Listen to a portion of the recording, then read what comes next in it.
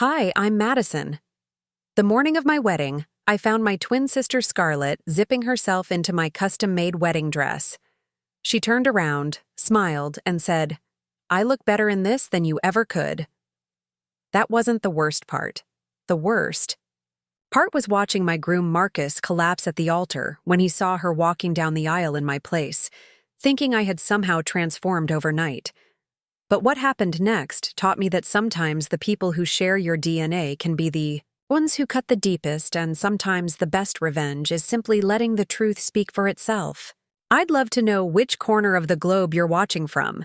And if this story speaks to you, make sure to subscribe. Tomorrow's video is one you absolutely can't miss. Growing up as identical twins meant people always compared us, but Scarlett and I handled it differently. While I focused on my studies and eventually became a marketing coordinator at Richardson & Associates, Scarlett bounced between modeling gigs and influencer sponsorships, always chasing the next opportunity to be noticed. We looked exactly the same auburn hair, same green eyes, same height, but our personalities couldn't have been more different.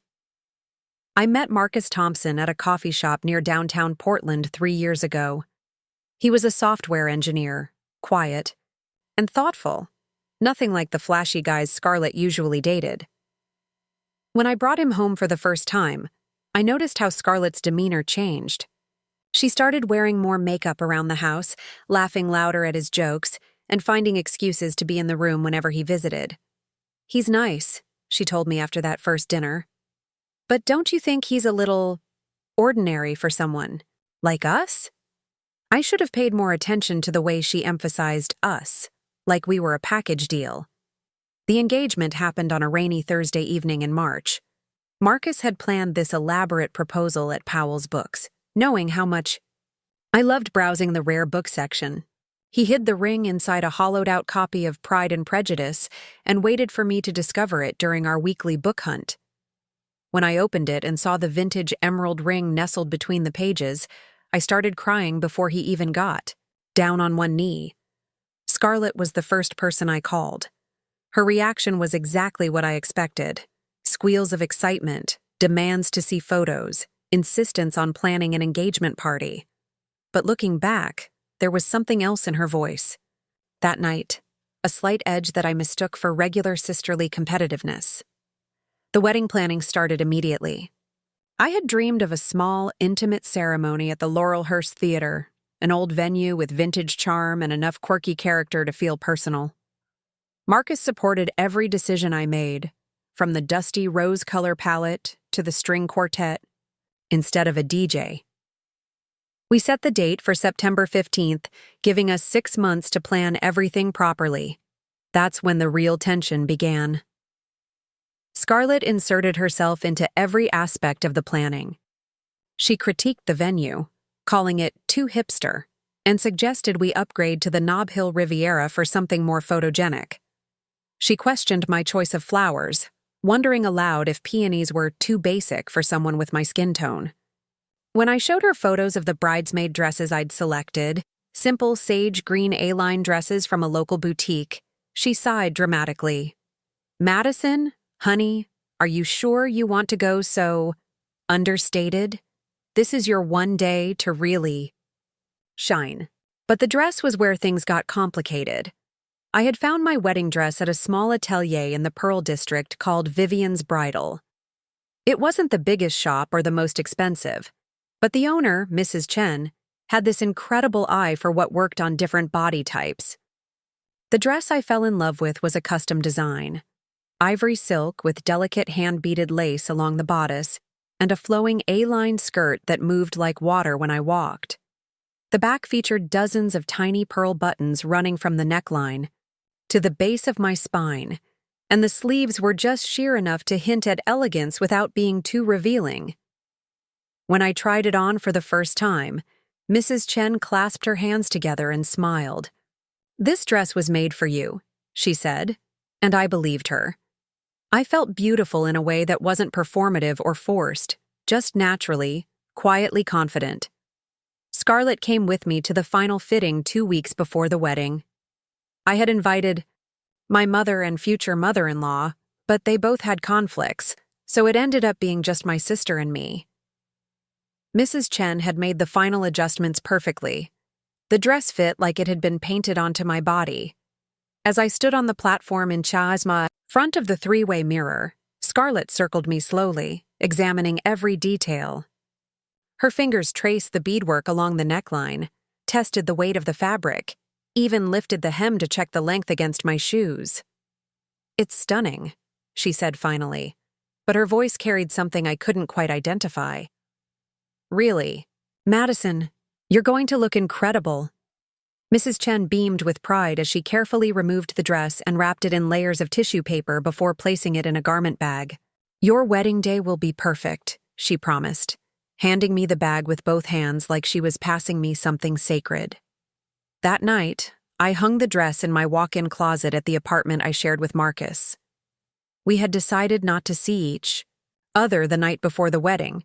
His groomsmen were taking him to a brewery in southeast Portland while I stayed home with Scarlett, who had volunteered to help with last-minute preparations.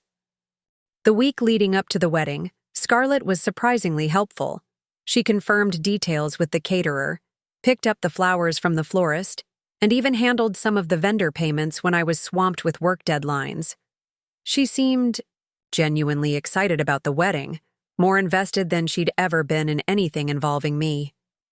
"I just want everything to be perfect for you," she told me Tuesday night as we addressed the last of the thank you cards for shower gifts.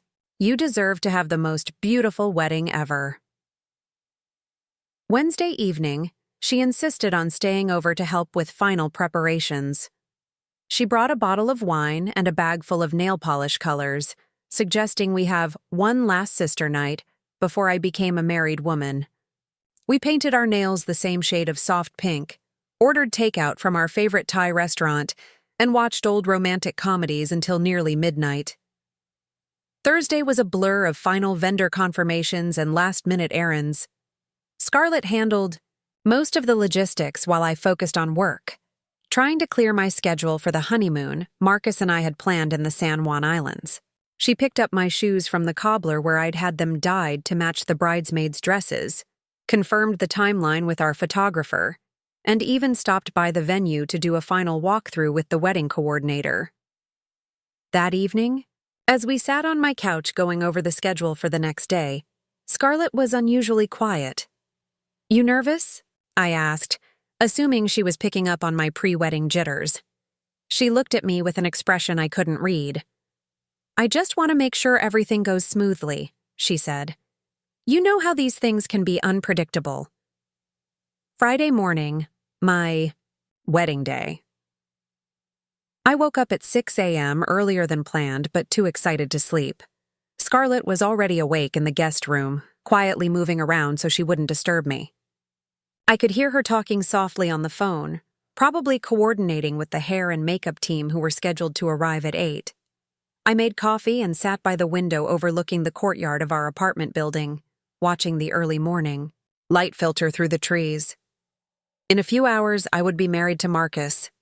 After 3 years together, we would officially start our life as husband and wife. The thought filled me with this calm, settled happiness that felt different from excitement, deeper, more certain. Scarlett appeared in the kitchen doorway wearing my old college sweatshirt and pajama pants, her hair pulled up in a messy bun. Without the makeup and styling she usually wore, we looked even more identical than usual. "Big day," she said, pouring herself coffee. "Ready to become Mrs. Thompson?" I nodded, smiling. "More than ready." She studied my face for a moment, then turned toward the window. "The weather's going to be perfect, not a cloud in the sky." At 8 a.m. sharp, the hair and makeup team arrived, 2 women from a salon in Hawthorne that specialized in bridal parties. They set up their equipment in my bedroom while Scarlett and I finished breakfast. The plan was for me to go first, since the bride's look would take longer. Then Scarlett would get touched up before we left for the venue. As the stylist worked on my hair, creating soft waves with delicate braids woven through, Scarlett sat nearby, flipping through a bridal magazine and offering occasional comments. The makeup artist was applying the final touches to my look, subtle enough to feel like myself but polished enough for the photographs. When Scarlett excused herself to get dressed. "Just want to make sure I'm ready when you need me," she said, disappearing into the guest room with her garment bag. By 10:30, I was fully ready except for the dress. My hair was perfect, my makeup glowed without looking overdone, and I felt more beautiful than I had in my entire life. The photographers would arrive at 11 to capture getting ready shots. Then we'd leave for the venue at noon for a 2 p.m. ceremony. I walked to my closet to retrieve the wedding dress, already imagining the moment Marcus would see me walking down the aisle. The garment bag hung exactly where I'd left it, but when I unzipped it, my heart stopped. The bag was empty. For a moment, I thought I was looking in the wrong place. I checked the guest room closet, the hall closet, even the coat closet by the front door. Nothing. I called out to Scarlett, but there was no answer. Her bedroom door was closed, and I could hear movement inside. That's when I heard the sound of a zipper. I knocked on the door. "Scarlett, have you seen my wedding dress?" Silence. I knocked again, louder this time. "Scarlett, I can't find my dress. Did you move it somewhere?" The door opened slowly, and Scarlett appeared in the doorway. She was wearing my wedding dress. A lot of love and effort went into bringing this story to life. If you're enjoying it, we'd be so grateful if you'd subscribe to our channel. Now, back to where we left off. The ivory silk draped her body exactly the way it had draped mine during the fitting. The hand-beaded lace caught the light from the bedroom window, and the pearl buttons ran in a perfect line down her spine. She had styled her hair the same way as mine and applied makeup that matched my look so precisely, we could have been reflections of each other. But the expression on her face was nothing like mine. She looked triumphant. "I look better in this than you ever could," she said calmly, smoothing the silk over her hips. "Don't you think?" I stood frozen in the doorway, staring at my twin sister wearing my wedding dress like it belonged to her. The morning light streaming through the guest room window illuminated every detail I had carefully chosen. The hand-beaded lace, the flowing silk, the delicate pearl buttons that Mrs. Chen had spent hours perfecting. On Scarlett's body, it looked exactly the same yet completely wrong. "Take it off," I said, my voice barely above a whisper. Scarlett turned toward the full-length mirror on the closet door, admiring her reflection. She adjusted the sleeves and smoothed the skirt with the same careful attention I'd given it during my fitting. "Look how perfectly it fits me," she said, not meeting my eyes. "Like it was made for my body instead of yours." "Scarlett, I'm getting married in 3 hours. Take off my dress." She finally looked at me, and the expression on her face was something I'd never seen before. Cold calculation mixed with something that looked almost like pity. "Madison, honey, we need to talk about this rationally. You're getting hysterical." Over fabric and thread. The casualness in her voice hit me like a physical blow. I stepped into the room, closing the door behind me. My hands were shaking, but I kept my voice level. "This isn't fabric and thread. This is my wedding dress. The dress I chose, that I paid for, was custom-made for my body and my wedding." "But that's just it," Scarlett said, settling onto the edge of the bed like we were having a normal sisterly chat. "Look at us, Madison. We're identical. What fits you fits me. What looks good on you looks good on me. The only difference is confidence, and I've always had more of that." I felt something cold settle in my stomach. "What are you talking about?" "Marcus." The name hung in the air between us. "Do you really think he proposed to you because you're so special? Or because you were convenient? Available? The safer choice?" I stared at her, trying to process what I was hearing. "You're jealous. You're actually jealous of my relationship." Scarlett laughed, a sound that was both familiar and alien. "Jealous? Madison, I could have had Marcus any time I wanted. I could have him right now if I chose to. The only reason you're with him is because I let you be." The words felt like they were coming from a stranger wearing my sister's face. I'd known Scarlett could be competitive, even mean when she felt threatened, but this was something else entirely. This was calculated cruelty. "You're delusional," I said. But even as I spoke, doubt crept in. I remembered how Marcus had stared at Scarlett during family dinners, how his conversations sometimes trailed off when she walked into the room, how he always seemed slightly nervous around her. "Am I?" Scarlett stood up, the dress moving around, her like liquid silk. "Let me tell you what's going to happen today. I'm going to walk down that aisle in this dress, and Marcus is going to see what he could have had, what he should have chosen, and you're going to sit in the audience and watch him realize he picked the wrong twin." The room felt like it was tilting. "You can't be serious." I've never been more serious about anything in my life. She moved to the dresser where she'd laid out jewelry, my jewelry, the pearl earrings and delicate necklace that Marcus had given me for our second anniversary. "I've spent 3 years watching you live a life that should have been mine. Watching you settle for ordinary when you could have demanded extraordinary. Watching you waste opportunities I would have seized." "Scarlett, please." My voice broke. On her name. "Don't do this. It's my wedding day." "No," she said, fastening the necklace around her throat. "It's my wedding day now." The sound of the front door opening interrupted us. The photographers had arrived early. "Madison," a voice called from the living room. "We're here for the getting ready shots." Scarlett's eyes lit up with something that looked like excitement. "Perfect timing," she said softly. Then louder. "Coming! Madison's just finishing up here." She moved toward the bedroom door, but I stepped in front of her. "You are not walking out there in my dress." "Madison," her voice carried a warning now. "Don't make this harder than it has to be. You can wear one of my dresses to the ceremony. Something blue, maybe? I have that navy cocktail dress that would look decent on you." "Decent?" The word came out sharper than I intended.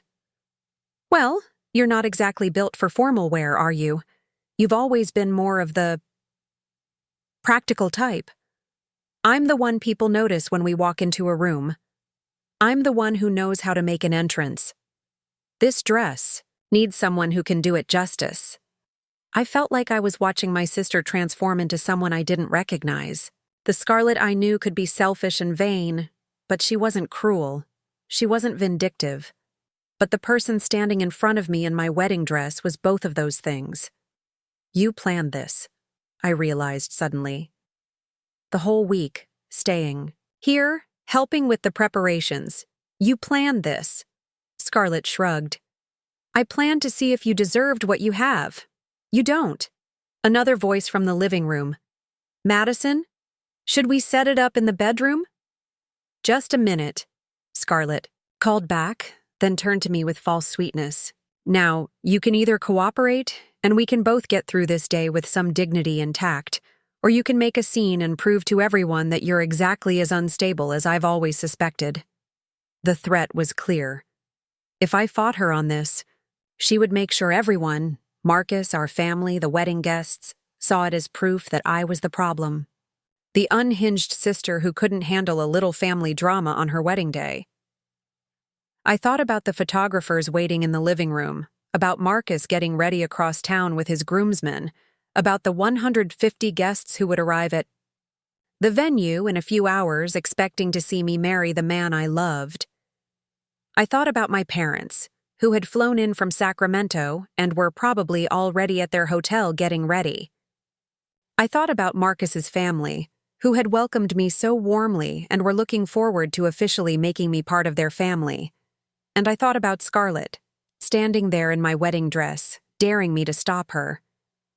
"You can't do this," I said one more time, but my voice lacked conviction now. "I can do whatever I want," Scarlett replied. "The question is whether you're going to let me do it gracefully, or if you're going to force me to embarrass you in front of everyone you care about." The bedroom door opened before I could respond. "Madison, we're really running behind schedule."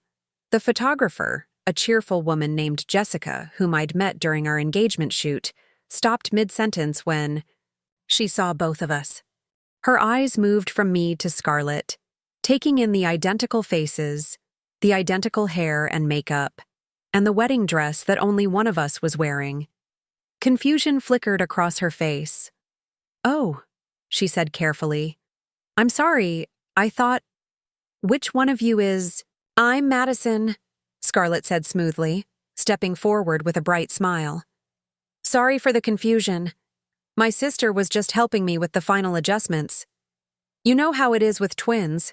People can never tell us apart."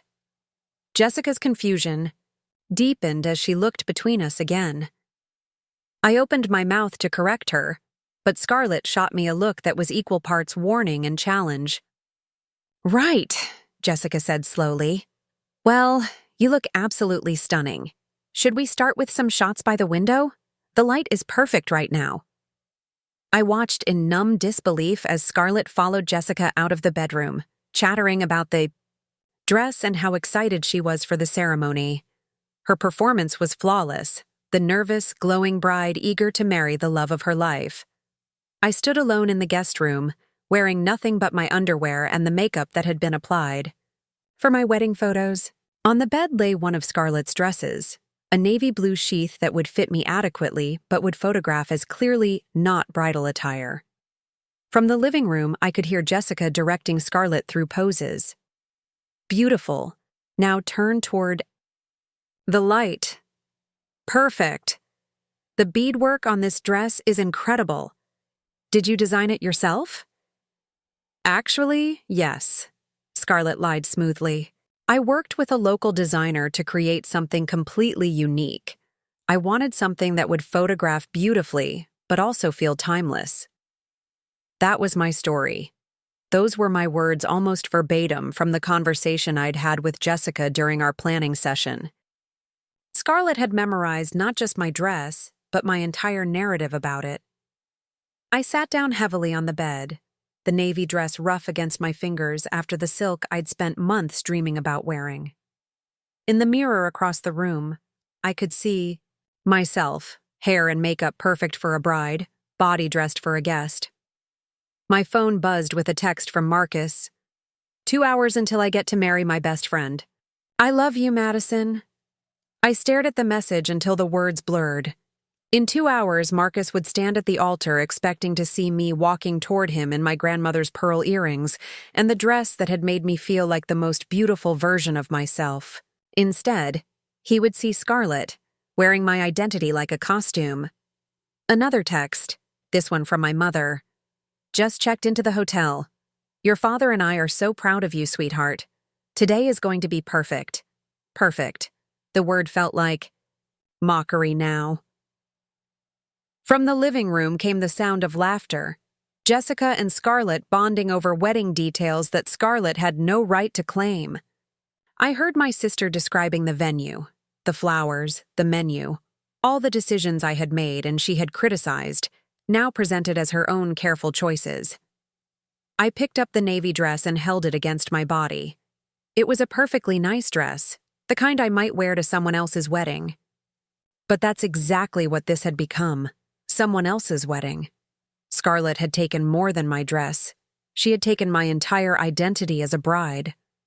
The worst part was how easily she had done it, how quickly she had slipped into my role, and how naturally everyone accepted her in it. Jessica hadn't questioned the switch once Scarlett claimed to be the bride. Our identical faces made the deception seamless. I thought about calling Marcus, but what would I say? That my twin sister had stolen my wedding dress and was planning to impersonate me at our ceremony. It sounded insane even in my own head. And Scarlett was right about one thing. If I made this into a public confrontation, I would be the one who looked unstable. So I put on the navy dress. I fixed my hair where it had gotten messed up. I walked out to the living room where Scarlett was posing by the windows, the morning light making the beadwork on my dress sparkle like captured stars. "There you are," Scarlett exclaimed when she saw me, as if I were the one who had been missing. "Doesn't she look lovely?" she asked Jessica. My maid of honor cleans up pretty well. Maid of honor, not a twin sister, not Madison, just another member of the bridal party, relegated to supporting players in my own wedding story. Jessica smiled politely and took a few shots of us together. The bride and her maid of honor, identical faces, but clearly defined roles. In every photo, Scarlett commanded attention while I faded into the background, just as she had always intended. The car ride to the Laurelhurst Theater felt like being transported to my own execution. I sat in the passenger seat of Scarlett's silver Honda while she drove, my wedding dress flowing around her as she adjusted the rearview mirror and hummed softly to herself. The photographer had left ahead of us to set up at the venue, completely convinced that she had just spent an hour photographing the bride and her maid of honor.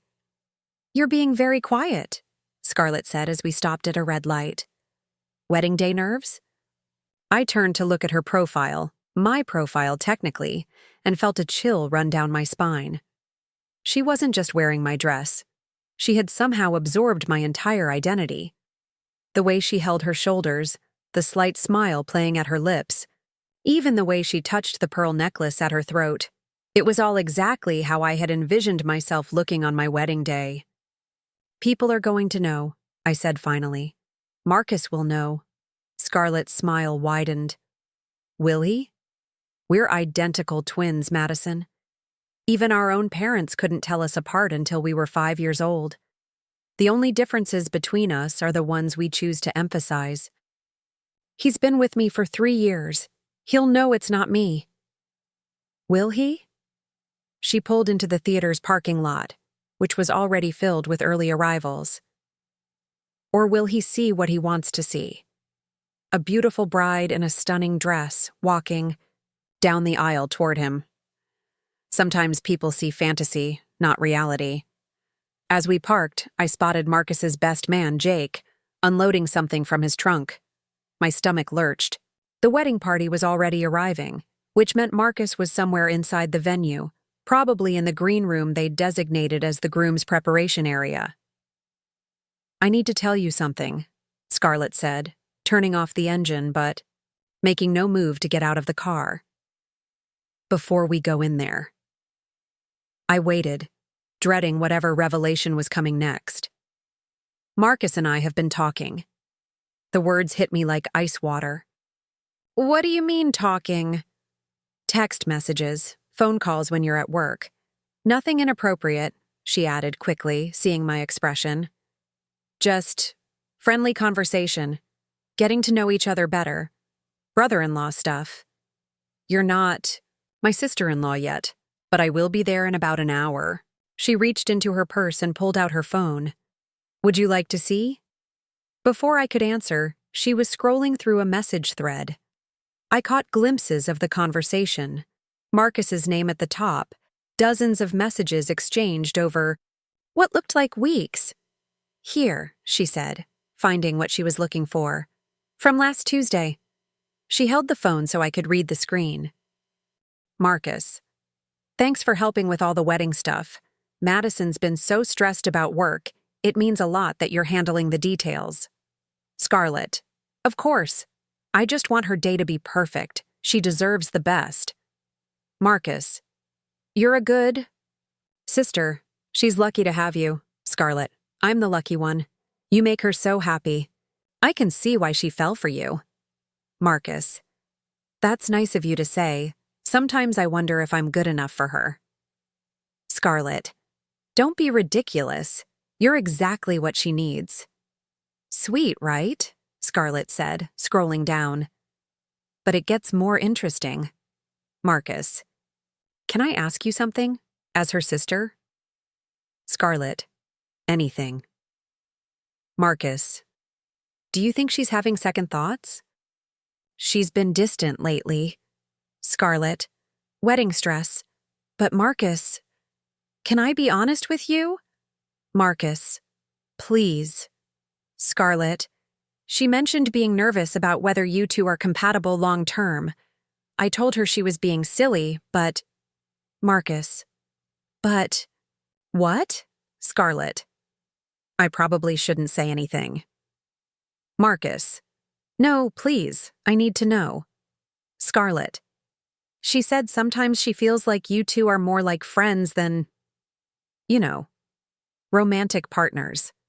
I stared at the screen, feeling sick. You didn't. Tell me you didn't send him that. I was trying to help, Scarlett said innocently. He needed to know what you were really thinking. I never said any of that. Didn't you? Remember last month when you called me after that fight about the honeymoon? You said you felt like you and Marcus were settling for each other instead of choosing each other. The memory hit me like a slap. I had said something like that during a moment of pre-wedding anxiety after Marcus and I had disagreed about our honeymoon plans. It was the kind of doubt every bride has, the normal fear about making such a huge commitment. But Scarlett had twisted it into something else entirely. Keep reading, she said, scrolling down to more recent messages. Marcus, I've been thinking about what you said, about compatibility. Scarlett. And, Marcus, maybe you're right. Maybe we've been forcing something that isn't really there. Scarlett. I hate that I said anything. I don't want to cause problems. Marcus. No, you were being honest. I appreciate that. Scarlett. Madison loves you, Marcus.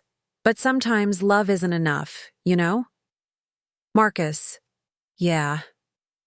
I know. Scarlett. For what it's worth, I think you deserve someone who chooses you completely, without doubt. Marcus.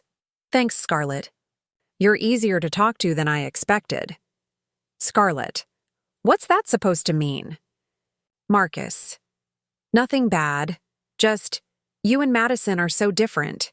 You're more open, direct. Scarlett. Is that good or bad? Marcus. It's refreshing. I felt like I was going to be sick. How long has this been going on? About 6 weeks? Scarlett said casually, putting her phone away. Right around the time you mentioned feeling unsure about things. I was having normal pre-wedding nerves. Every bride has doubts. Maybe. Or maybe you were having legitimate concerns that you were too afraid to voice directly. She checked her lipstick in the rearview mirror. Either way, Marcus and I have developed quite a nice friendship. He finds me easier to talk to than you. The car felt like it was shrinking around me. You've been sabotaging my relationship. I've been having honest conversations with my future brother-in-law.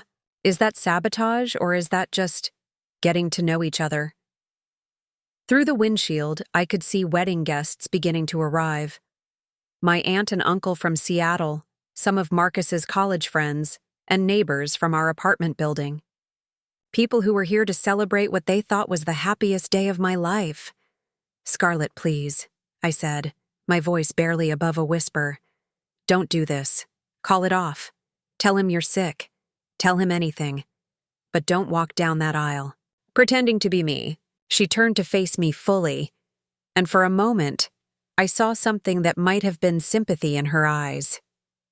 Madison, honey, I'm not pretending to be you. I'm being the version of you that Marcus actually wants. What does that mean? It means confidence, bold, willing to take risks. The kind of woman who goes after what she wants instead of settling for what's safe. She gestured to the dress, to her hair, to the entire bridal facade she had constructed. This is who you could be if you stopped being so afraid of everything. I'm not afraid of everything, aren't you? You're afraid of confrontation, so you let people walk all over you. You're afraid of taking chances, so you settle for the first decent guy who pays attention to you. You're afraid of standing out, so you choose understated everything. She said the word like it was a disease.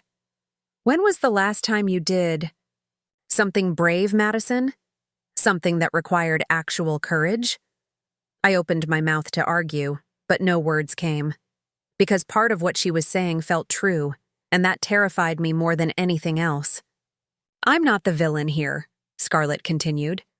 I'm just not afraid to be spectacular, And today, Marcus gets to marry spectacularly instead of settling for safety. Before I could respond, someone knocked on the passenger side window. I turned to see my mother, looking radiant in a champagne-colored dress and matching jacket. She was smiling and gesturing for us to get out of the car. "Showtime," Scarlett murmured, then stepped out of the car with a brilliant smile. "Mom, you look absolutely beautiful." My mother embraced her, embraced me as far as she knew, and I watched through the car window as they talked animatedly about last-minute details. Mom was gesturing toward the theater entrance, probably explaining where Dad was or mentioning something about the seating arrangements. I got out of the car on shaking legs, and Mom turned to me with a puzzled expression. "Madison, sweetheart, you look lovely, but shouldn't you be in your dress by now? The ceremony starts in 30 minutes. Scarlett laughed, a sound so perfectly calibrated to seem natural. "Oh, Mom, you're confused. I'm Madison. This is Scarlett. She's my maid of honor, remember?" Mom's face went through a series of expressions.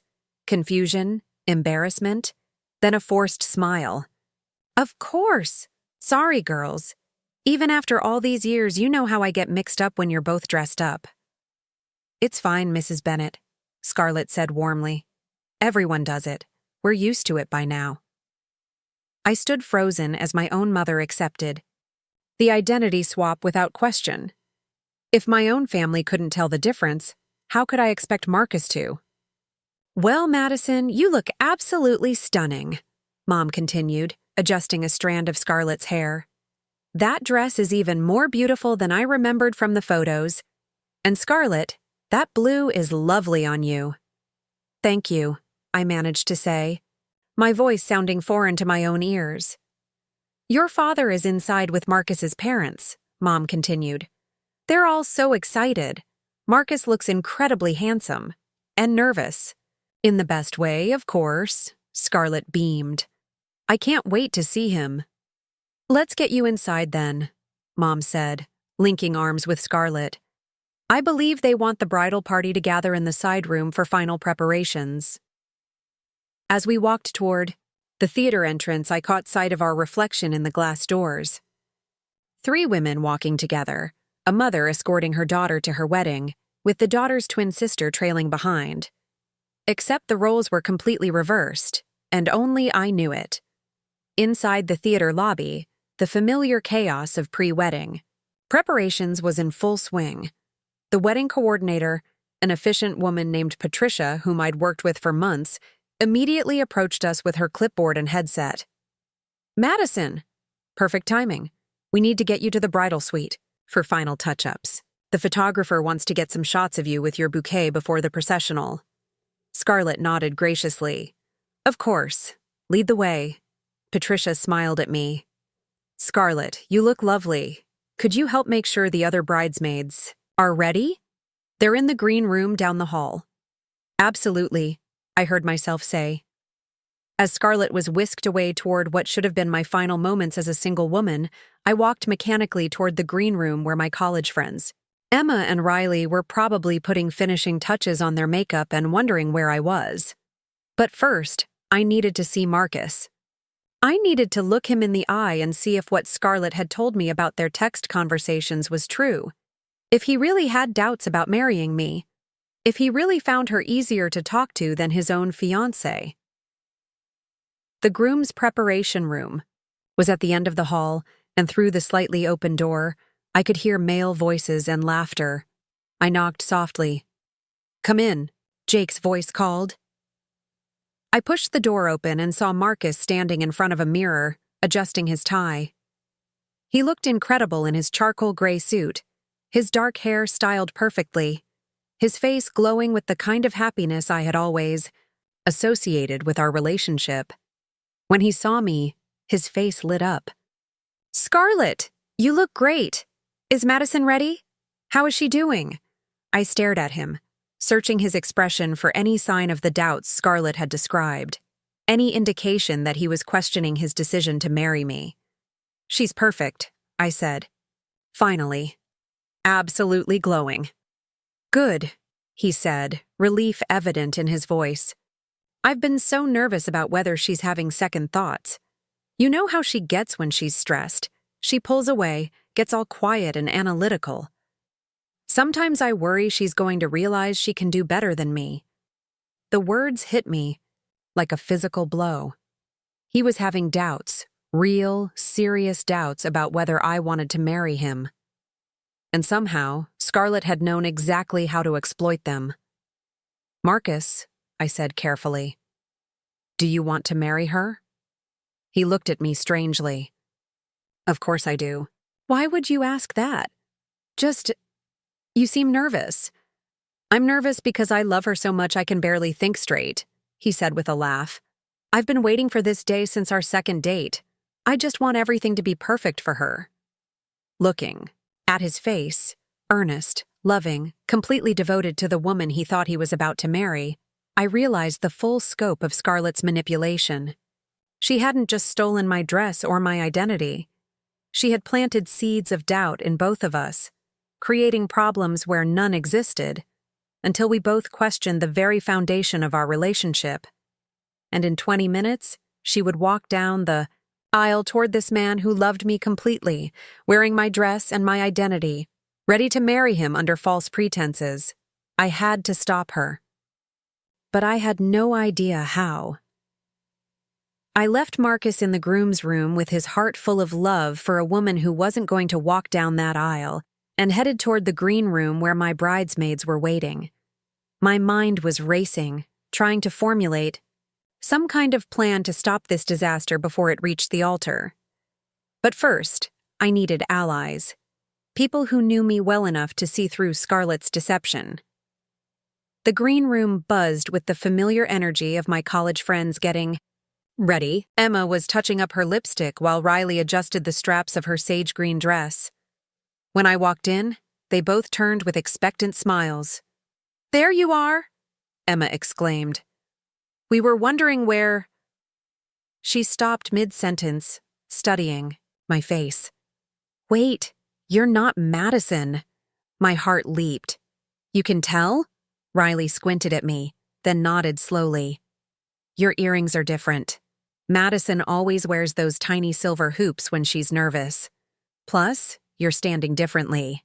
"Standing differently?" "Madison hunches her shoulders when she's stressed," Emma explained.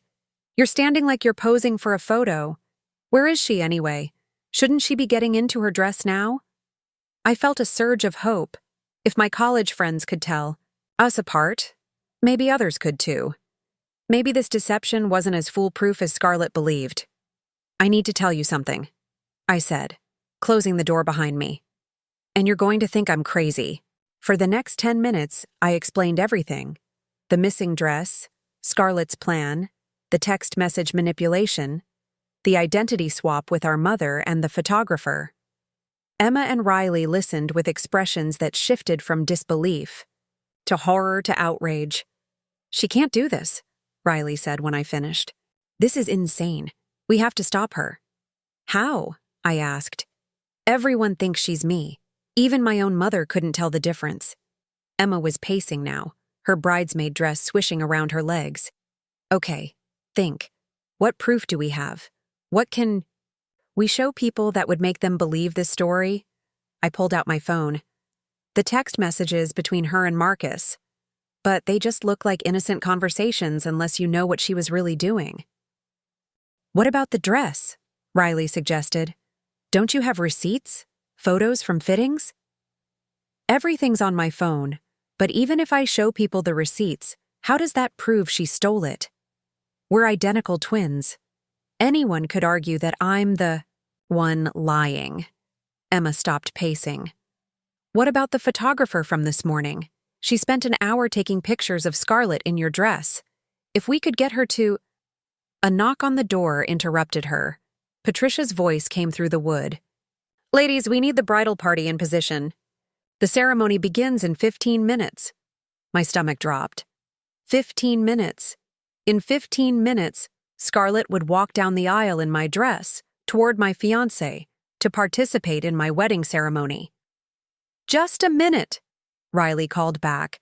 "We need A plan, Emma whispered urgently. Right now, I thought frantically. The bouquet. Scarlett doesn't know about the bouquet. What about it? There's something hidden inside it. Marcus arranged it with the florist as a surprise. I had discovered this detail during a conversation with our florist, Mrs. Rodriguez, who had accidentally mentioned the special edition Marcus had requested. When I pressed her for details, she revealed that Marcus had asked her to incorporate a small locket into the bouquet's design, a vintage piece that had belonged to his grandmother, with both our initials engraved inside. If I can get to the bouquet before the ceremony, I continued, I can show people the locket. Marcus put it there specifically for me. He would have told Scarlett about it if she was really the bride. Emma nodded. Where's the bouquet now? Probably with Patricia, ready to be handed to whoever she thinks is the bride. Riley grabbed my shoulders. Madison, listen to me. You need to go out there and tell everyone the truth. Stand up in front of that crowd and explain what happened. And sound completely insane? I shook my head. Scarlett's right about one thing. If I make a scene, I'll be the one who looks unstable. She's been planning this for weeks. She's thought of everything. Not everything, Emma said quietly. She doesn't know that we know. She doesn't know you have allies. Another knock, more insistent this time. Ladies, we really need to move. Coming, I called back, then turned to my friends. I need you to find the photographer, Jessica. Ask her to show you the pictures from this morning. See if there's anything in those photos that proves which one of us is really the bride. What will you be doing? Riley asked. I'm going to find that bouquet, and then I'm going to figure out how to stop a wedding. We left the green room together, but split up in the hallway. Emma and Riley went to find Jessica while I headed toward the main theater space, where guests were already being seated. The pre-ceremony music was playing softly, and the air buzzed with anticipation. I spotted Patricia near the stage, clipboard in hand, coordinating with the string quartet. She saw me approaching and smiled. Perfect timing, Scarlett. Could you help me with something? I need to make sure the processional order is correct. Actually, I said, I was wondering about the bouquet. Could I see it for a moment? Patricia looked puzzled. The bouquet? It's with the bride, of course. She's in the bridal suite having final photos taken. My heart sank. Scarlett had already taken possession of the one piece of evidence that might have proven my identity. Is there a problem? Patricia asked, noticing my expression. Before I could answer, I heard a familiar laugh from across the room. Scarlett stood near the side entrance, my bouquet in her hands, posing for Jessica's camera. The bouquet was stunning. White peonies and roses with trailing greenery, exactly as I had envisioned. And somewhere within those flowers was Marcus's grandmother's locket, the surprise meant for me. Excuse me, I said to Patricia, and walked toward them. As I approached, I could hear Scarlett talking to Jessica about the bouquet's significance, spinning an elaborate story about the flowers representing different aspects of her relationship with Marcus. The peonies were from our first date, she was saying. Marcus brought me a single peony because he said it reminded him of my personality. Beautiful, but not trying too hard to impress. That wasn't true. Our first date had been coffee and a walk through Powell's books. There had been no flowers, but Jessica was nodding and taking notes, completely absorbed in the romantic narrative. And the trailing ivy represents growth, Scarlett continued. How we've grown together as a couple. I felt sick listening to her rewrite our love story. But as she spoke, I noticed something.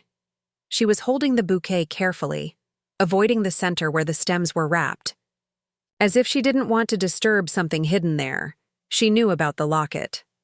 Scarlett, I said, approaching them. Patricia needs to speak with you about the processional lineup. Scarlett's eyes flicked to mine, and I saw a flash of wariness. Can it wait? We're just finishing up these shots. It's urgent, I insisted. Jessica lowered her camera. Actually, we should probably wrap up anyway. The ceremony starts in 10 minutes. Of course, Scarlett said graciously. Thank you so much for these photos. I know they'll be beautiful. As Jessica packed up her equipment, Scarlett turned to me with a smile that didn't reach her eyes. What did Patricia need? I improvised quickly.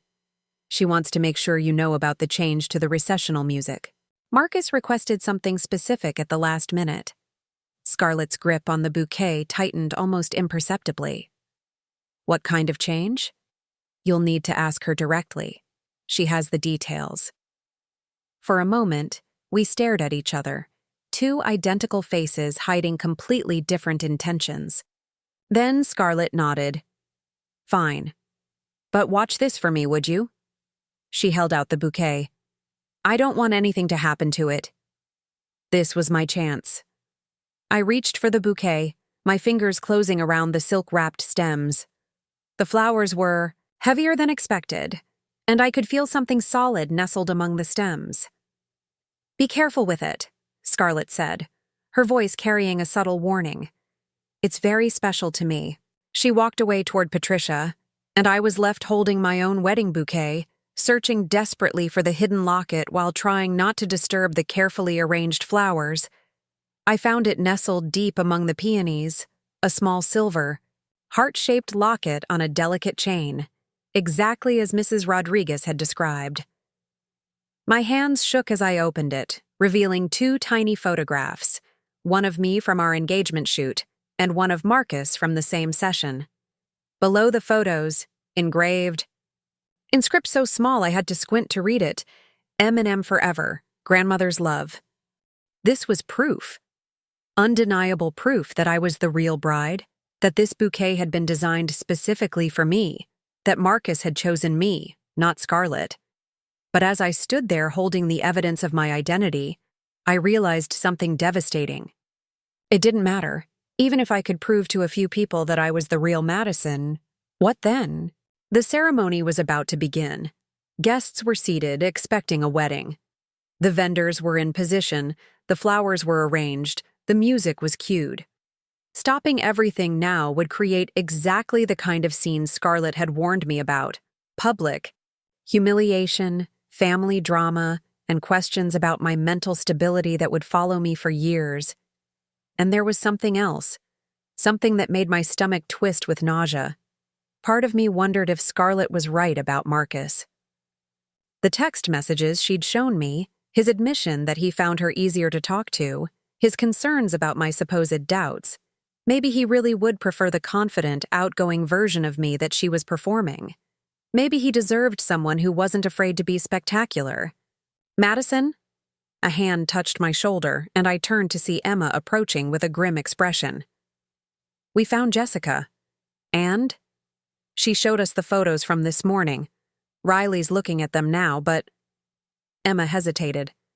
Madison, in every single photo, Scarlett looks like a bride. Not like someone playing a role, not like someone wearing a costume. She looks like a woman who belongs in that dress. What does that mean? It means she's been planning this longer than we thought. The way she poses, the way she holds herself, the expressions on her face. She's been practicing. This isn't a spur-of-the-moment decision. She's been preparing to be you. Before I could respond, the wedding march began to play. Guests rose to their feet, turning toward the back of the theater where the processional would begin. I could see Marcus at, the altar, his face radiant with anticipation, flanked by his groomsmen and the officiant. Madison, Emma said urgently, you have to do something. Now. In 30 seconds, she's going to start walking down that aisle. I looked at the bouquet in my hands, at the locket that proved my identity, at my best friend who believed in me enough to fight for my truth. I thought about Marcus at the altar, waiting for the woman he loved. I thought about Scarlett, probably approaching the back of the theater in my dress, ready to steal my entire life. And I made a decision that would change everything. Take this, I said, pressing the bouquet into Emma's hands.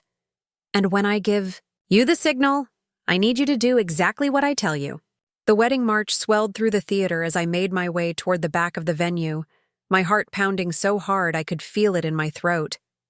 Guests had risen to their feet, turning expectantly toward the entrance where the bride should appear.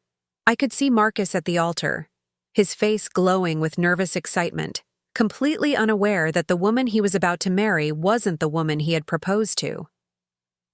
I found Scarlett in the small alcove behind the theater's main doors, making final adjustments to my dress with the help of Patricia. The sight of her stopped me cold. She looked absolutely radiant. The ivory silk seemed to glow against her skin. The hand-beaded lace caught the soft light perfectly, and her face held the serene confidence of a woman about to marry the love of her life. For a split second, I understood why everyone believed she was the bride. She looked the part completely. "Madison," Patricia exclaimed when she saw me. "Perfect timing. We're ready to begin the processional." Scarlett turned, and our eyes met across the small space. In that moment, something passed between us. A silent challenge, a final opportunity for one of us to back down. I saw her jaw tighten almost imperceptibly, but her smile never wavered. "Actually," I said, my voice steadier than I felt, "we need to talk, privately." Patricia looked confused. "But the ceremony is starting—" "Just 1 minute," I insisted. "Bride's privilege." Scarlett's eyes narrowed, but she nodded graciously. "Of course. Patricia, could you give us just a moment? Sister things." Patricia hesitated, clearly torn between keeping the schedule and accommodating what she thought was a reasonable request from the bride's sister. "1 minute," she said finally. "The music is playing." Once we were alone, the pretense dropped, from Scarlett's face like a discarded mask. "You're too late," she said simply. "Whatever you think you're going to do, you're too late." "I know about the locket," I said. For the first time all day, I saw genuine surprise flicker across her features. "What locket?" "Marcus's grandmother's locket, the one hidden in the bouquet. The one with our engagement photos and M&M Forever engraved inside." I pulled the small silver heart from my pocket where I'd hidden it after removing it from the bouquet. "The one that proves I'm the real bride." Scarlett stared at the locket, and I watched her mind work, trying to figure out how this new information affected her plan. "That's sweet," she said finally. "But it doesn't change anything. You still can't prove I stole your identity. For all anyone knows, you found that locket in the bouquet and made up this story to explain it. Emma and Riley can tell us apart. 2 college friends versus a theater full of family and guests who've already accepted me as the bride? Plus, a photographer who spent an hour documenting me in the wedding dress." Scarlett shook her head. "You'd need a lot more than that." The wedding march was still playing, but I could sense restlessness from the guests. We were running out of time. "Scarlett, please," I said, my voice breaking slightly. "This is my wedding day, my dress, my fiancé, my life. Don't take this from me." "I'm not taking anything from you," she replied, adjusting the pearl necklace at her throat. "I'm saving you from settling for mediocrity. Think about it, Madison. When was the last time you felt truly alive? When was the last time you took a risk or demanded what you deserved? I deserve to marry the man I love." "Do you love him, though? Or do you love the idea of being loved by him?"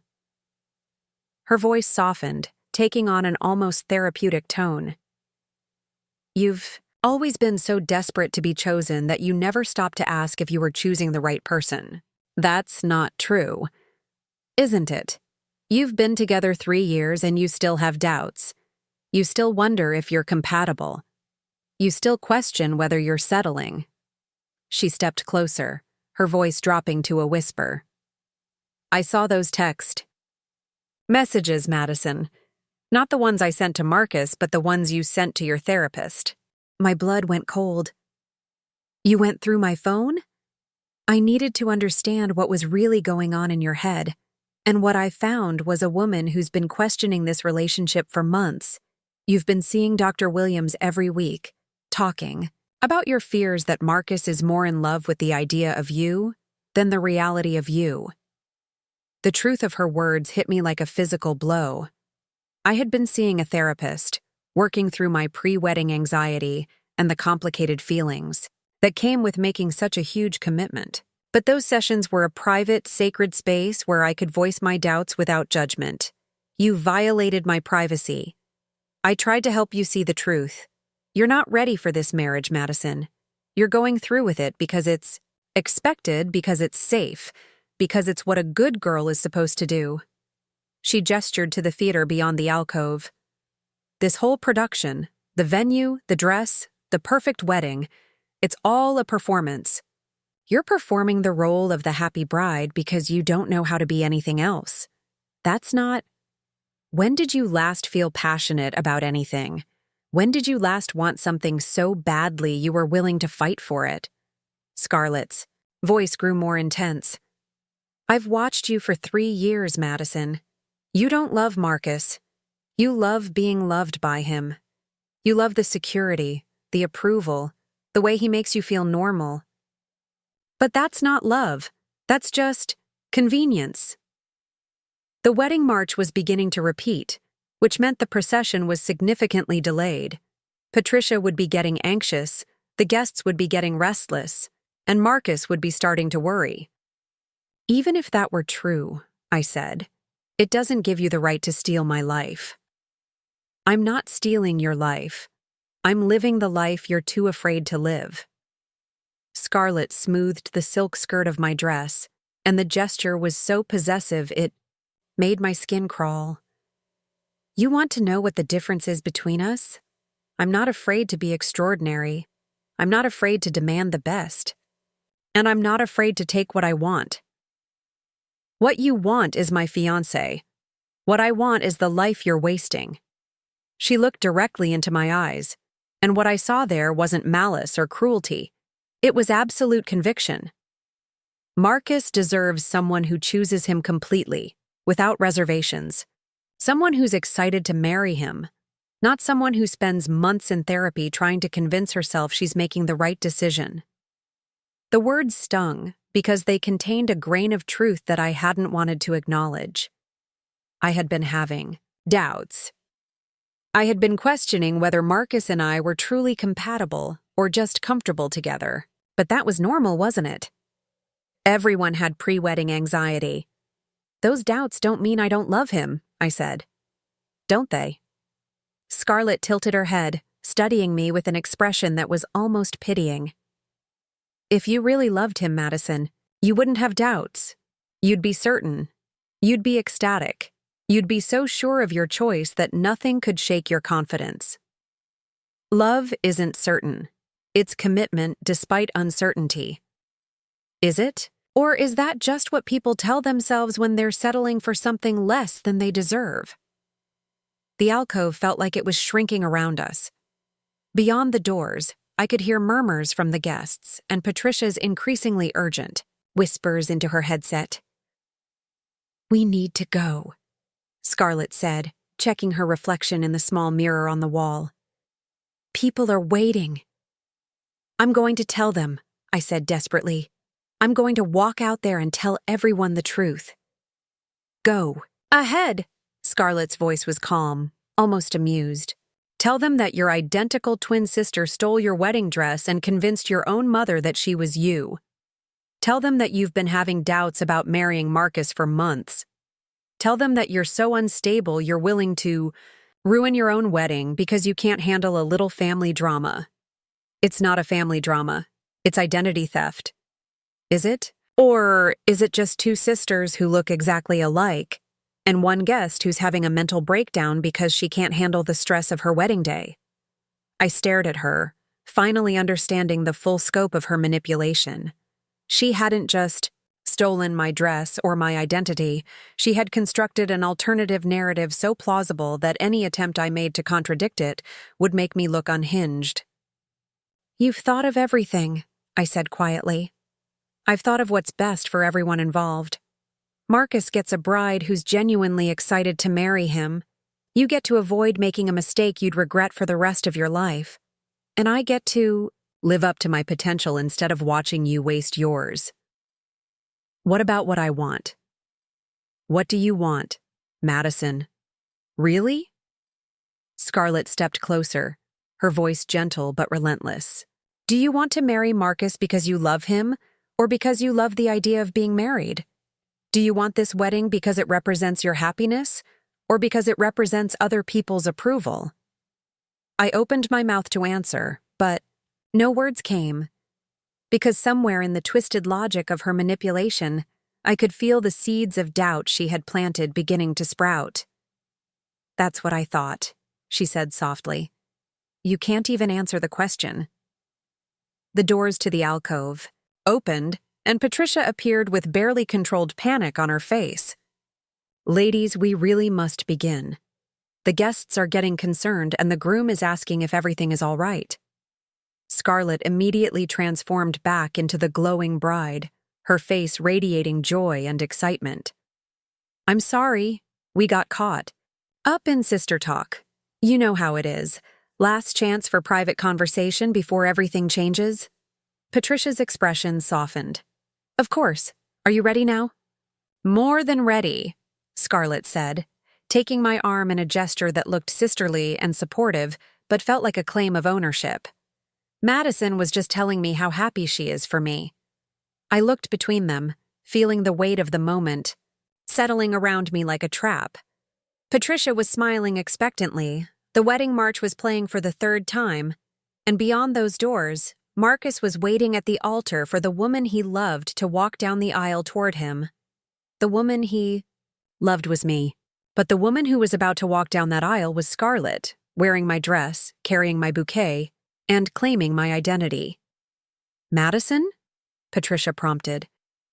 You'll take your place with the other bridesmaids? I could feel Scarlett's eyes on me, waiting to see what I would do.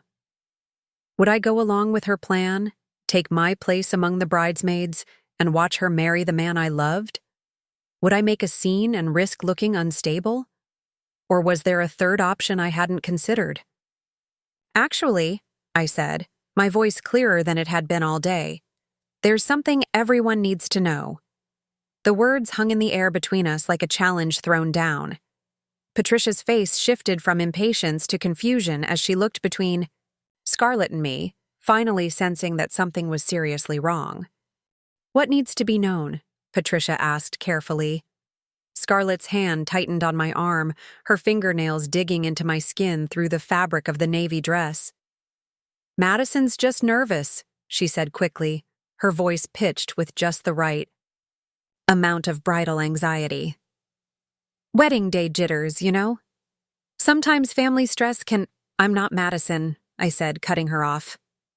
She is— The silence that followed was deafening. Patricia's mouth opened slightly, then closed, as her eyes moved back and forth between our faces. I could see her trying to process what I'd just told her, weighing it against everything she thought she knew about the day. I'm sorry, what? Patricia finally managed. My name is Madison Bennett, I continued, my voice growing stronger with each word. Today is my wedding day. This is my twin sister Scarlett, and she's wearing my wedding dress. Scarlett's laugh was perfect, a mixture of concern and embarrassment that any reasonable person would interpret as a sister dealing with a family member having a breakdown. Patricia, I'm so sorry. Madison's been under a lot of stress lately, and sometimes she gets confused. We probably should have warned you that she's been having some episodes. Episodes. The word was chosen with surgical precision, designed to make anything I said afterward sound like the ravings of someone with mental health issues. She's lying, I said, but I could already see doubt creeping into Patricia's expression. Patricia, you've been working with me for months planning this wedding. You know my voice, my mannerisms, the way I make decisions. Look at her. Really. Look at her. And tell me if that's the same person you've been coordinating with. Patricia studied both of us more carefully, and I saw the moment when genuine uncertainty flickered across her face. After months of phone calls and meetings, she was beginning to recognize that something was off. The bride I've been working with, she said slowly, had very specific ideas about the ceremony timing. She wanted the processional to include a key eye, pause before the doors opened, to build anticipation. Scarlett nodded eagerly. Exactly. That's what I wanted. But you've been standing here for 5 minutes without mentioning that pause once, Patricia continued. And the Madison I know would have been checking her phone constantly to make sure the photographer captured the processional from the right angle. I pulled out my phone and opened my photos. The wedding dress fittings, I said, scrolling to the pictures I'd taken at Vivian's bridal. These are from my appointments. Look at the date stamps.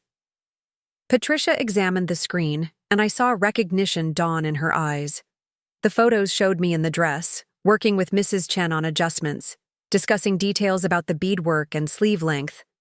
Most importantly, they showed my face in profile, and even with our identical features, there were subtle differences in expression and posture that became apparent when you looked closely.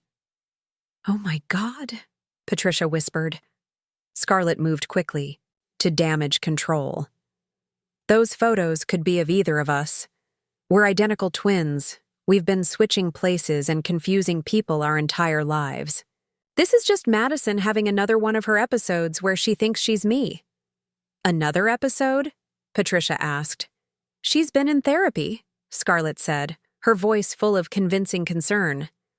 Haven't you, Madison? All those sessions with Dr. Williams about your identity issues and your fear of commitment. The medication adjustments?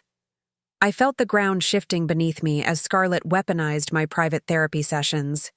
She was taking my legitimate pre-wedding anxiety and reframing it as evidence of mental instability. Call Marcus, I said desperately, to Patricia. Ask him about the locket. What locket? Scarlett asked, but I caught the slight tightening around her eyes. The one hidden in the bouquet, his grandmother's locket with our engagement photos inside.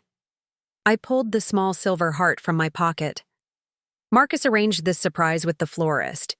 If Scarlett were really the bride, she would know about it. Patricia looked at the locket, then at Scarlett, whose composure was finally beginning to crack. He mentioned something about a surprise, Scarlett said uncertainly. But he didn't give me details. He wanted it to be a complete surprise. Call him, I repeated. Ask him to describe the locket. Ask him what's engraved inside. Before Patricia could respond, the doors burst open, and Emma rushed in with Riley close behind. They were both holding Emma's phone, and their faces were flushed with excitement and urgency. Madison! Emma called, then stopped when she saw both of us. Her eyes immediately found mine. The real Madison! We found proof! What kind of proof? Patricia asked, now fully invested in solving this puzzle. Riley held up the phone. Video from the photographer this morning. She accidentally left her camera rolling between shots, and it caught their conversation. My heart leaped. What conversation?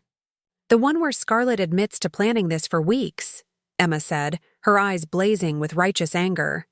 Jessica didn't realize she had it until we asked her to review all the footage. She's on her way here now. Scarlett's face went white. That's impossible. We didn't say anything. You did, Riley cut her off. When you thought the camera was off, you told Madison, the real Madison, that she could wear one of your dresses to the ceremony. You called her the practical type and said she wasn't built for formal wear. It's all recorded. The alcove fell silent except for the sound of the wedding march still playing faintly through the doors. I watched Scarlett's carefully constructed facade begin to crumble as she realized her plan was unraveling. Plus, Emma continued, Jessica noticed something else when she reviewed the photos. The bride she photographed this morning has a small scar on her left wrist from when she broke it in high school. Madison doesn't have that scar. I looked at Scarlett's wrist and saw it, a thin white line barely visible unless you knew to look for it. The scar she'd gotten when she fell off her bike trying to impress a boy she liked. I had been with her at the hospital, but I'd never broken my own wrist. Show them, I said quietly. Scarlett pulled her hands behind her back, but it was too late. Patricia had seen the scar, and combined with everything else, It was the final piece of evidence she needed. "Jesus Christ," Patricia breathed. "You're not the bride." "This is ridiculous," Scarlett said, but her voice lacked its earlier conviction. "You're all ganging up on me based on conspiracy theories and—" "Take off the dress," I said. "What? If you're really the bride? If this is really your wedding day, then you shouldn't have any problem proving it. Take off the dress and show everyone the birthmark on your shoulder blade." Scarlett's eyes widened. The birthmark was small and easily hidden, but it was distinctive. A wine-colored mark shaped like a crescent moon that I'd had since birth. Scarlett didn't have it. "I don't have to prove anything to you," she said. But she was backing toward the corner of the alcove now, trapped. "The groom is asking what's happening," a voice said from the doorway. Jake, Marcus's best man, appeared with a concerned expression. "The music's been playing for 10 minutes and people are starting to worry." "Jake," I called out. "It's me, Madison. Tell them, you know the difference between Scarlett and me, right?" Jake looked between us, confusion clear on his face. Honestly, I've never been able to tell you two apart. Marcus is the only one who can do that consistently." "Then get Marcus," Emma said. "Bring him here. He'll know." "I can't bring the groom to see the bride before the ceremony," Jake protested. "That's bad luck." "The bad luck already happened," Riley said grimly. Patricia was rubbing her temples, trying to process the situation. "This is insane. I've planned hundreds of weddings and nothing like this has ever—" "Patricia." The voice came from behind Jake and my heart stopped. Marcus pushed past his best man, his face tight with worry. "What's going on? People are saying there's some kind of problem with—" He stopped mid-sentence when he saw both of us. His eyes moved from Scarlett in the wedding dress to me in the navy bridesmaid dress, and I watched his expression change from confusion to recognition to horror. "Oh my God," he whispered, staring at Scarlett. "You're not Madison." The words hit Scarlett like a physical blow. After all her planning, all her manipulation, all her certainty that she could fool everyone, the man she'd been trying to steal saw through her deception immediately. "Marcus," she said, stepping toward him with a desperate smile. "Of course. I'm Madison. I'm your bride. It's our wedding day." But Marcus was already moving toward me, his face a mixture of relief and confusion and dawning anger. "Madison? What is happening? Why is she wearing your dress?" "She stole it," I said simply. "She stole my dress, my identity, and tried to steal my wedding." Marcus's face went through a series of emotions: disbelief, anger, and something that looked like nausea. "Scarlett, what the hell is wrong with you?" "Nothing's wrong with me." Scarlett's composure finally snapped completely. "What's wrong is everyone being blind to what's really happening here. Madison doesn't deserve you, Marcus. She's been having doubts about marrying you for months. She's been seeing a therapist because she doesn't know if she really loves you." "That's enough," Marcus said, his voice cold in a way I'd never heard before. "It's not enough.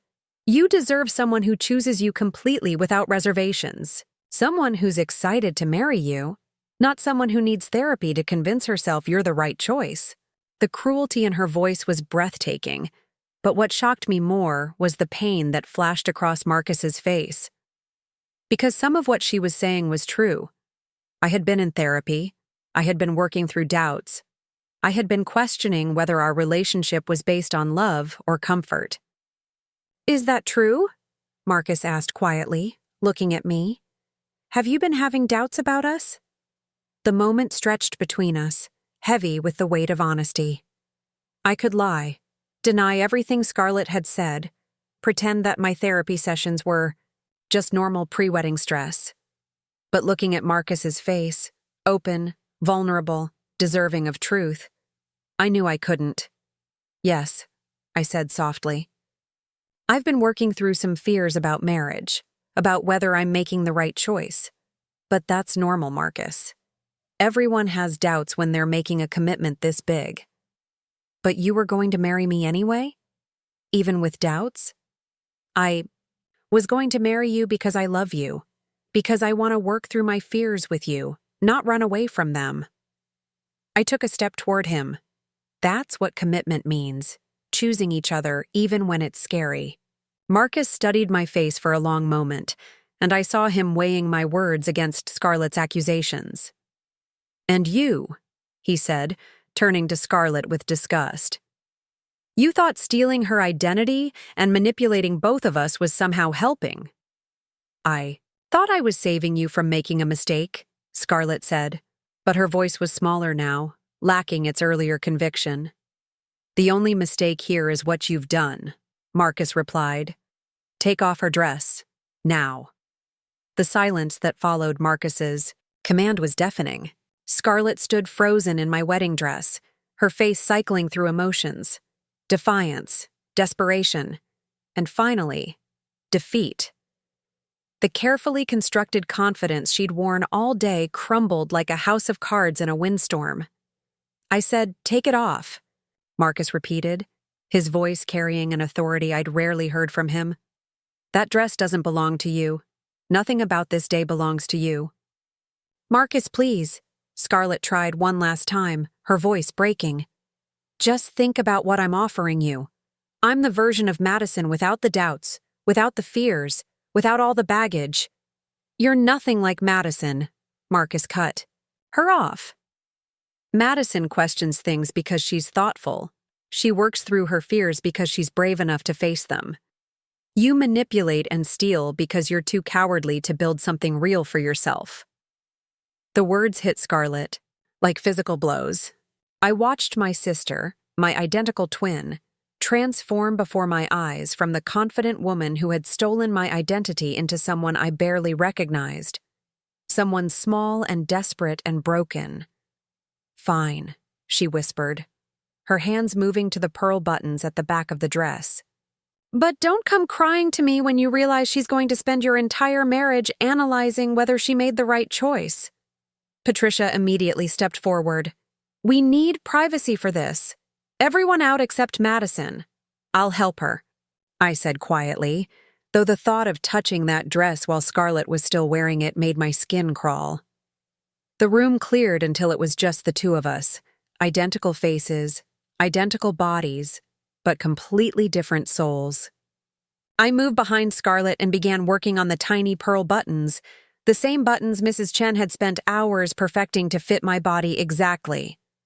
"I did this for you," Scarlett said as I worked. "You might not see it now, but I was trying to save you from a life of mediocrity." "You did this for yourself," I replied, my fingers steady despite the emotion churning in my chest. "You've always been jealous of anything I had that you didn't." "Jealous?" Scarlett laughed bitterly. "Of what?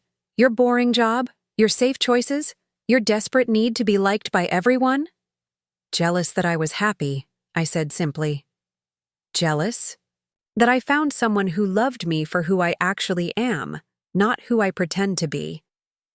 The dress began to loosen as I worked through the buttons. Underneath, Scarlett was wearing a strapless bra and shapewear, practical undergarments that looked nothing like the delicate lingerie I had chosen for my wedding day. "Even your underwear is wrong," I observed.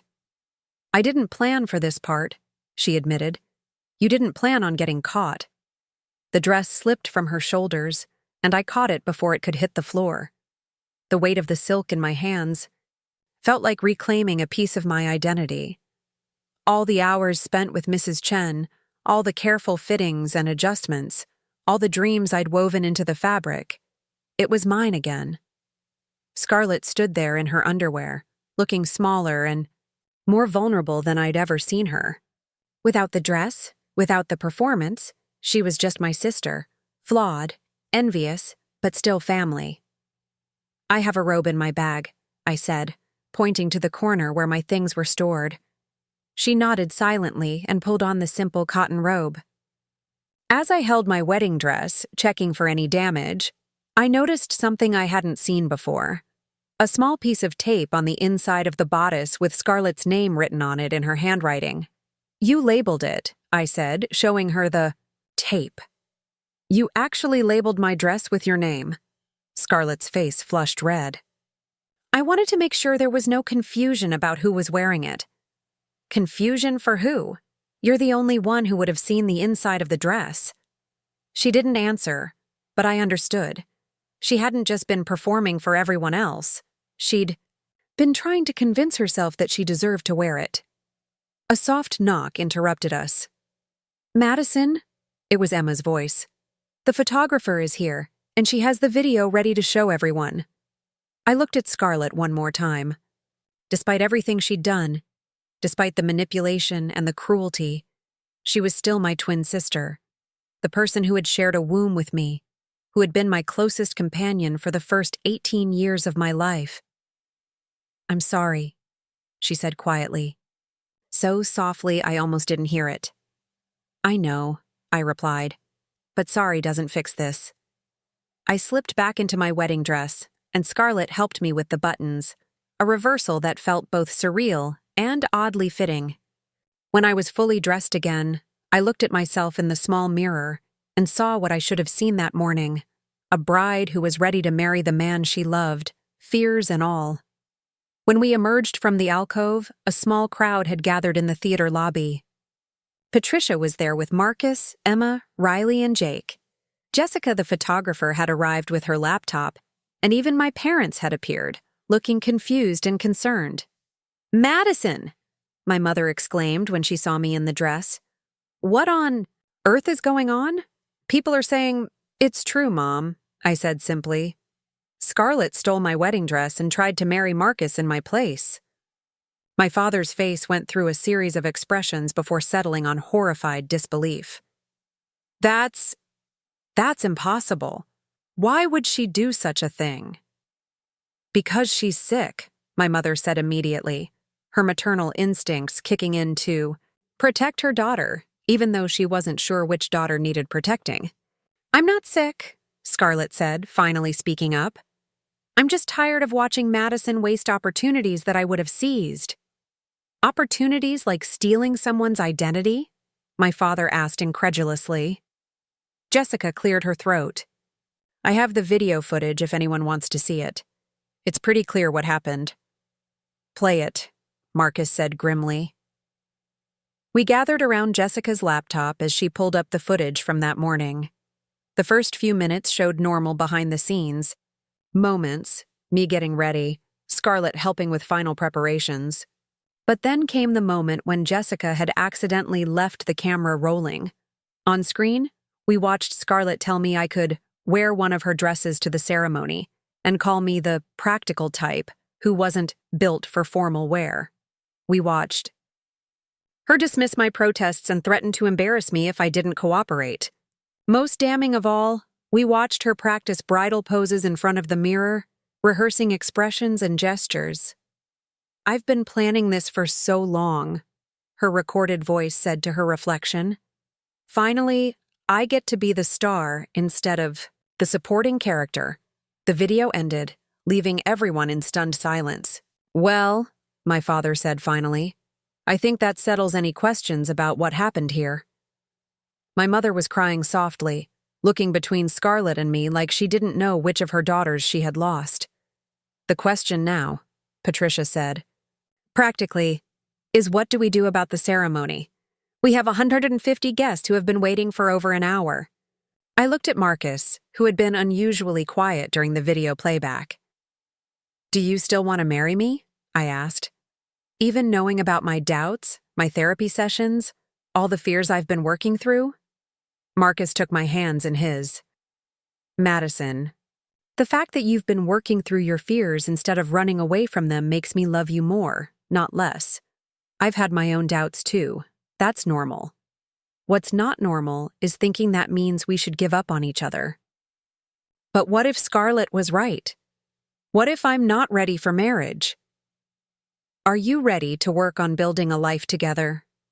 Are you ready to figure things out as we go, to support each other through the scary parts? Marcus asked. Because that's all marriage really is, two people choosing to tackle life as a team. I looked into his eyes and felt something settle in my chest. Not the absence of fear, but the presence of certainty that I wanted to face whatever came next with him. Yes, I said. I'm ready for that. Marcus smiled. Then let's get married. Patricia clapped her hands together with renewed energy. All right, everyone. We have a wedding to salvage. Madison, you'll need a few minutes to regroup and make sure your makeup is camera ready. Marcus, back to the altar. Everyone else, let's get this show back on the road. As people began to disperse, I found myself face to face with Scarlett one last time. What happens now? She asked. Now you go home, I said, and you figure out how to build a life that doesn't require stealing someone else's. Will you forgive me? I considered the question. Forgiveness wasn't something that would happen immediately or easily. Trust, once broken completely, might never fully heal. But Scarlett was still my sister, and despite everything, I still loved her. Maybe, I said finally. But not today. Today is my wedding day, and I'm going to marry the man I love. Scarlett nodded and gathered her things. As she prepared to leave, she paused at the theater doors. For what it's worth, she said, you do look beautiful in that dress. I know, I replied. It was made for me. 20 minutes later, I was standing at the back of the theater, holding my bouquet with Marcus's grandmother's locket carefully tucked among the peonies. The wedding march began to play for what felt like the 100th time that day. But this time, it was really happening. As the doors opened and I began walking down the aisle, I saw Marcus at the altar, his face radiant with joy and relief. I saw our friends and family, who had waited patiently through the drama and confusion. I saw Emma and Riley beaming at me from the front row, and my parents trying to process everything that had happened. Most importantly, I saw my future spreading out before me. Not perfect, not without challenges, but real and honest and mine. When I reached the altar, Marcus took my hands and leaned close enough to whisper, I would have waited all day for you. You almost had to, I whispered back. The officiant began the ceremony, and as we exchanged vows, I thought about the conversation I'd had with my therapist the week before. She'd asked me what I was most afraid of about marriage, and I'd said, I was afraid of losing myself, of becoming someone I didn't recognize. But standing there in my grandmother's pearl earrings and the dress that had been made specifically for my body, saying words of commitment to a man who loved me enough to see through any deception, I realized I'd had it backwards. I hadn't been afraid of losing myself in marriage. I'd been afraid of finding out who I really was when I stopped trying to be what everyone else wanted. And what I was, apparently, was someone brave enough to fight for her own happiness. Someone strong enough to face her fears. Someone worthy of a love that saw through every doubt and chose her anyway. When Marcus and I kissed to seal our marriage, I heard the cheers of our guests and felt the weight of my grandmother's locket against my chest. But more than anything, I felt the quiet satisfaction of knowing that this moment, this dress, this man, this life, was authentically, completely, irrevocably mine. Later, as we danced our first dance as husband and wife, Marcus asked, Do you think Scarlett will be okay? I looked across the room where my parents sat, my mother still dabbing at her eyes with a tissue, my father looking like he was trying to solve an impossible puzzle. I think she'll have to learn to be okay with being herself, I said, instead of trying to be me. And what about you? Are you okay with being yourself? I smiled, feeling the silk of my dress swirl around my legs as we moved to the music. I'm getting there. As the evening wound down and our guests began to leave, I found myself in the bathroom, looking at my reflection one more time. The woman in the mirror looked tired but happy, rumpled but radiant. She looked like someone who had fought for what she wanted and won. She looked like a bride who had earned her happy ending. Emma appeared in the doorway behind me. Ready to get out of here? More than ready, I said, smoothing my hair one final time. For what it's worth, Emma said as we walked back toward the reception. I never would have confused you two. You've always carried yourself differently than her. How so? You stand like someone who belongs wherever she is. She stands like someone who's waiting for permission to exist. As Marcus and I left the theater that night, driving toward our honeymoon suite with my wedding dress carefully preserved in the back seat, I thought about Emma's words. Permission to exist. Maybe that's what Scarlett had been searching for all along. Validation that she deserved to take up space in the world. But permission wasn't something you could steal from someone else. It was something you had to give yourself. And as I drove into my new life as a married woman, still wearing my grandmother's pearl earrings and carrying the memory of a day that had tested everything I thought I knew about myself, I finally understood what it meant to grant myself that permission. I existed. I mattered. It was enough, and no one could ever take that away from me again. Looking for more? We've got 2 amazing stories ready for you right on screen. If this one touched you, these are absolutely worth your time. Click to watch them now. And hey, subscribe and hit that bell to never miss our latest uploads.